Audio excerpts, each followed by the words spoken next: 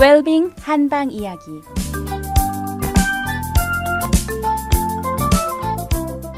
안녕하세요.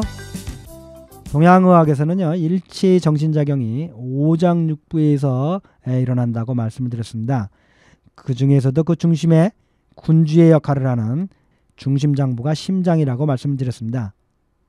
우리가 지난 월드컵 8강전에서요, 이탈리아를 안정환의 골든골로 연장전에서 승리를 하는 순간에요, 이탈리아에서나 한국에서나 이를 관전하던 사람들 중에요, 사망한 사람들이 있습니다. 이렇게 정신적인 충격이요, 바로 우리의 생명을 앗아가기도 하죠. 그러니 병을 일으키는 것은, 이런 정신적인 작용이 병을 일으키는 것은 당연한 일이겠죠.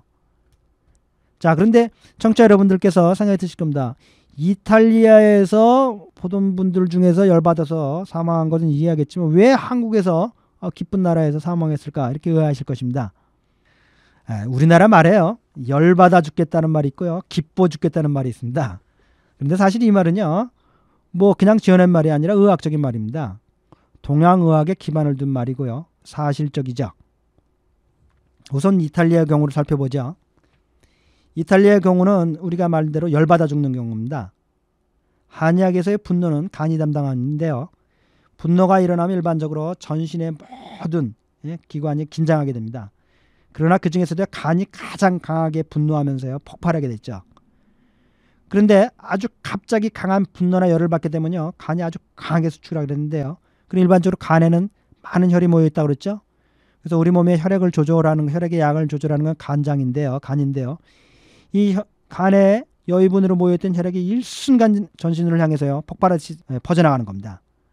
그러다가 좁은 혈관이 있는 뇌의 혈관에서 급하게 터지면요, 이게 이제 사망에 이르게 되는 거죠. 그래서 화를 아주 강하게 크게 내면 어떻게 됩니까? 쓰러지는 겁니다. 그러다 뇌에서 터지면 아주 심하게 뇌출혈이 일어나면 사망에 이르게 되는 거죠.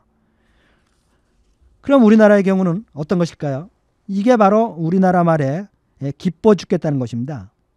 자, 우리가 마음이 기쁘면요, 마음에 여유가 있고 행동에도 여유가 생깁니다. 기쁜 사람이 뭐 급할 일이 뭐 있겠습니까?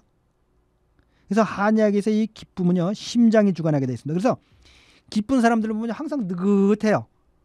서두를 일이 전혀 없죠. 그러니까 이 기쁨은 심장에 영향을 주는데요, 이 기쁨은요, 심장이 아주 느긋해져요. 심장이 느긋해질 뿐만 아니라 혈관 전체도 확장이 돼요. 그러니까 전신이 이렇게 사람이 느긋해지는 것도 당연한 일입니다. 왜냐하면 심장도 늦게 뛰고 혈관도 이렇게 긴장이 전혀 안 되니까요, 느슨해지고 혈압도 쭉 내려오고요. 그러니까 사람들이 뭐 서두를 이유도 없고, 마음이 우선 급하니 서두를 것도, 마음이 다 풀어주고 기쁘니까 어떻게 됩니까? 온 몸에 이완이 되는 겁니다. 그래서요, 여러분들 돈이 아주 많은 사람들은 잘 사기를 당하지 않는 겁니다. 돈이 아주 많은데 서두를 것이 뭐 있겠습니까? 또 돈 안 벌어도 그만인데 뭐 그렇게 돈 벌려고 열심히, 물론 그분들도 돈 버는 거 굉장히 좋아합니다. 그렇기 때문에 돈을 벌 때도 덜 세심하게 따지죠. 그렇기 때문에 사기를 당하지 않고요. 주식을 해도요, 그분들은 항상 느긋하게 합니다. 서두르지 않고요. 남이 다 먹을 때 먹는 거 인정해 주고요, 남이 못 먹을 때 서서히 사들어가기도 하고요.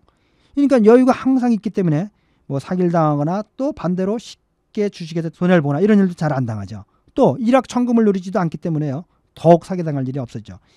이렇게요, 여유 있고 기쁜 사람들은요, 항상 몸 전체도 여유 있고요, 혈관도 느슨해지고요, 심장도 늦게 뛰게 되고요, 그리고 몸도 천천히 여유를 갖게 되고 아주 느긋해지죠. 그런데 이거는 적당한 기쁨이 있을 때 이렇게 되는 거고요, 갑자기 너무 강한 기쁨이 오면 어떻게 되겠어요?